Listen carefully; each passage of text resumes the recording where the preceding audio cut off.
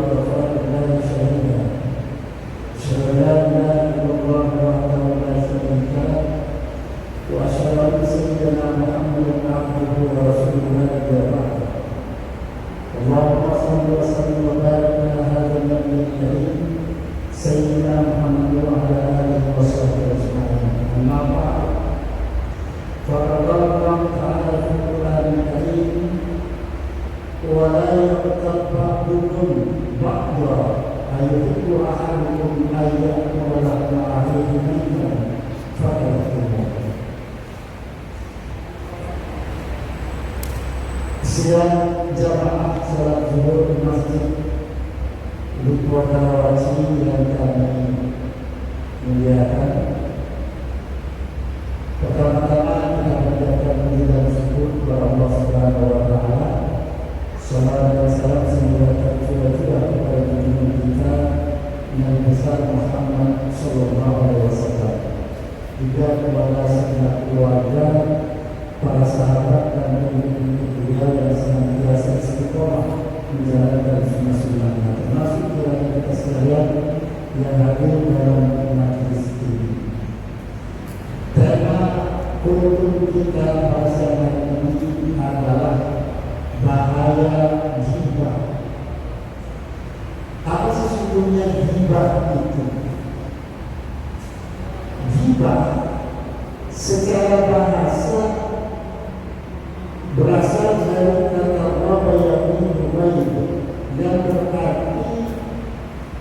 menyebut atau membicarakan seseorang di belakangnya, membicarakan seseorang di saat dia tidak hadir di sekitar kita. Itu makna ghibah secara bahasa. Lalu kenapa ghibah itu kemudian menjadi berbahaya? Kalau kita merujuk kepada arti kebahasaan, belum kelihatan bahayanya. Kelihatan bahayanya ghibah itu ketika kita memahami apa yang dimaksud dengan ghibah secara istilah. Tentunya istilah akhlak. Ghibah menurut istilah pernah didefinisikan oleh Rasulullah dalam satu dialog yang diriwayatkan dari Abu Hurairah oleh Imam Muslim. Ketika Nabi sendiri ditanya oleh para sahabat, ya Rasulullah, mau ghibah? Wahai Rasulullah, apa gerangan ghibah itu? Lalu Rasulullah menjawab, zikruka akhaka bima yakrahu. Jadi ghibah itu adalah engkau menyebut, engkau membicarakan saudaramu dalam hal yang dia benci, dalam hal yang dia tidak suka, dalam konteks dia tidak senang dengan pembicaraan kita. Jadi kita menyebut dia, kita membicarakan dia di belakang dia, katakanlah dia. Dan kalau dia benar pembicaraan itu, pasti dia benci, pasti dia tidak suka dibicarakan demikian. Itulah ghibah itu. Lalu para sahabat bertanya lebih lanjut, ingkana fihi ma taqul. Awalnya ingkana fihi fihi ma aqul. Bagaimana kalau iman yang saya bicarakan itu benar adanya? Kalau saya membicarakan kejelekan dia, memang dia begitu. Kan saya tidak bohong. Jadi kalau misalnya kita kadang-kadang dia suka mencuri, dia suka korupsi, dia suka berjudi, dia suka dengan benar adanya itu dilakukan. Saya tidak bohong. Kata Rasulullah, ingkana fihi ma taqul faqad. Justru itulah yang disebut ghibah.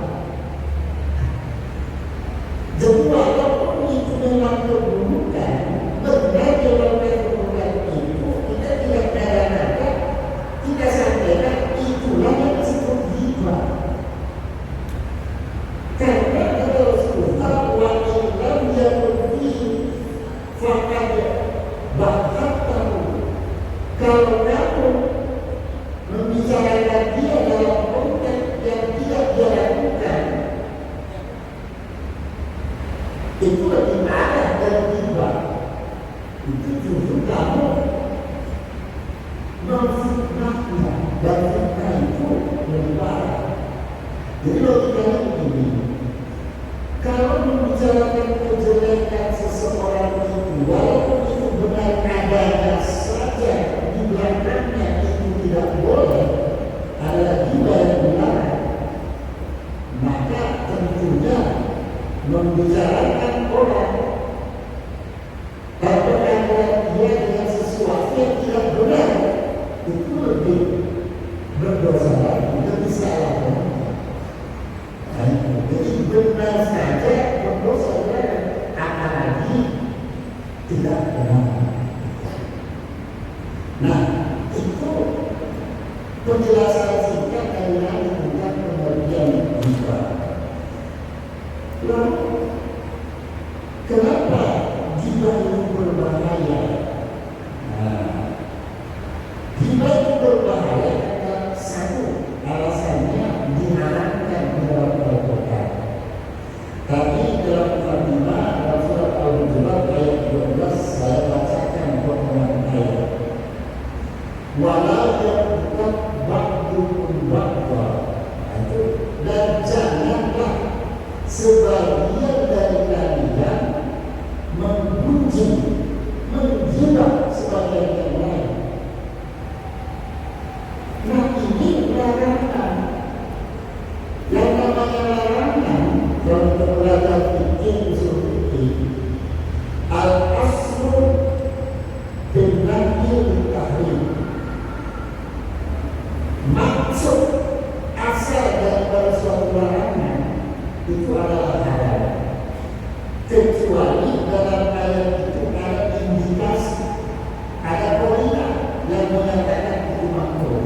Dan dalam ayat ini sama sekali tidak ada indikasi, tidak ada poinnya yang menunjukkan bahwa menghibah, membicarakan kejelekan orang lain itu adalah tidak ada alias makruh. Nah, berarti larangan dalam ayat ini adalah larangan haram. Sehingga disebutkan bahwa hukum asal, hukum aslinya, hukum asli daripada riba alias membicarakan kejelekan orang lain itu adalah haram. Hukum asal. Kalau ada hukum asal, ada hukum cabang. Itu beda lagi. Misalnya para polisi mendiskusikan kejahatan yang dibuat oleh si B, itu bukan riba. Kalau itu riba secara bahasa, namun itu riba yang dibolehkan. Karena para polisi membicarakan kejelekan seseorang dalam rangka penegakan hukum. Jadi suatu waktu nanti ada riba yang dibolehkan. Yang kita bicarakan ini adalah riba. Sekarang kita membicarakan kejelekan orang lain, tujuannya apa? Manfaatnya apa? Paling-paling juga supaya kita dianggap hebat, benar gitu. Nah, itu lagi.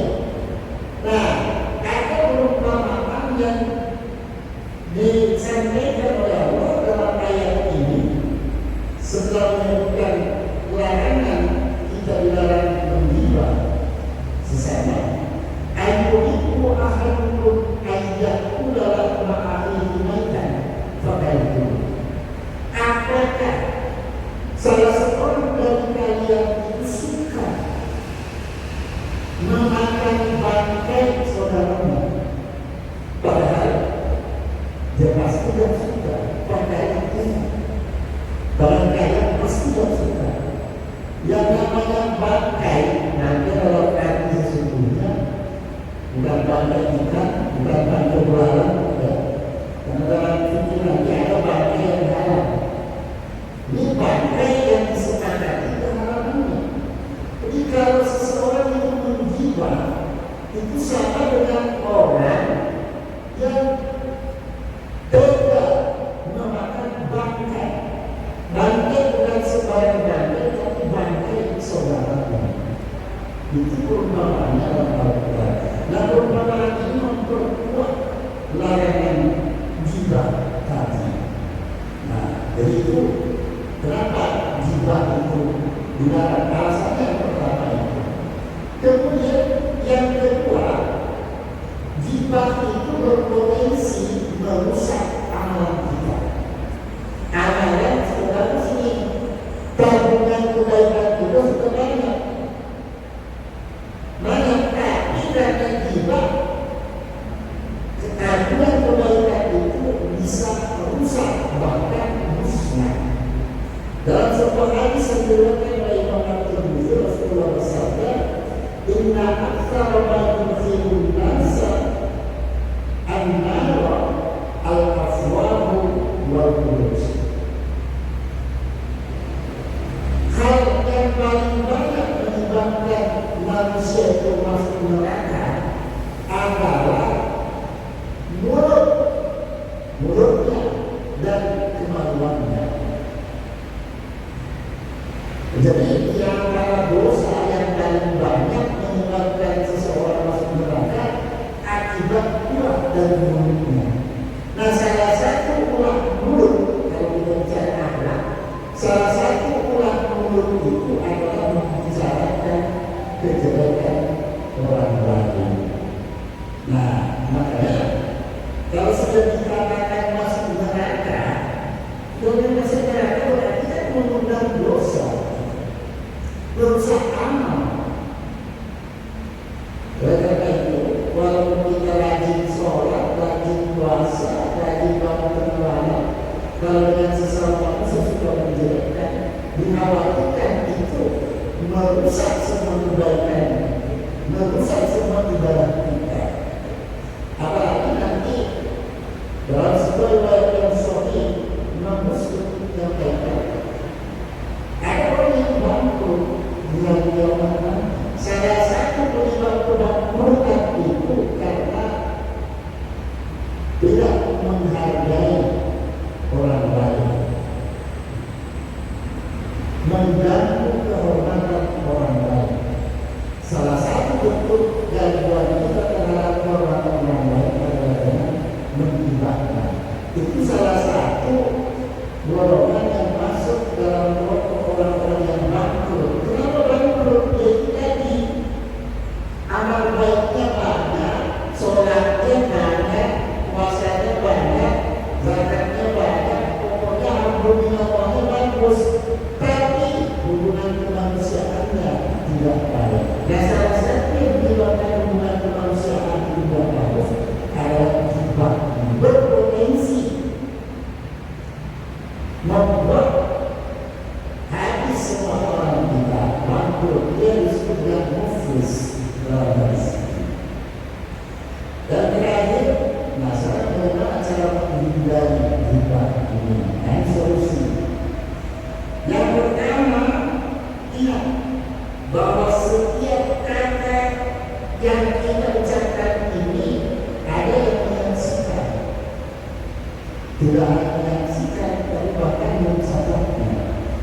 Dalam surat ayat 18, "Ma yalfizu min qawlin illa ladayhi raqibun atid." Tidak ada satu kata yang terlontar melainkan di sisi kata itu, misalkan dilontarkan diucapkan, ada raqibun atid. Ada yang mencatat, yang mereka dikenal malaikat raqib, malaikat atid. Kalau ucapan kita bagus, ucapan kita benar,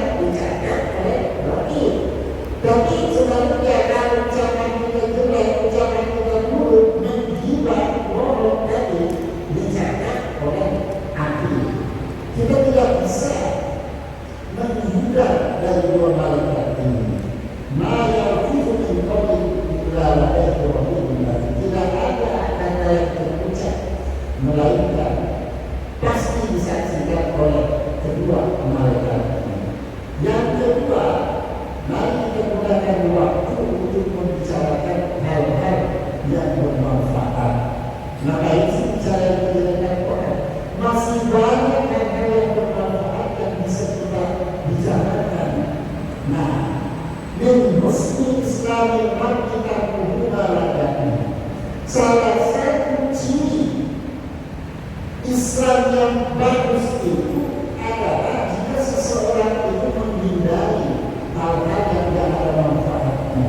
Menghindari ini, hal-hal yang tidak bermanfaat belum dosa.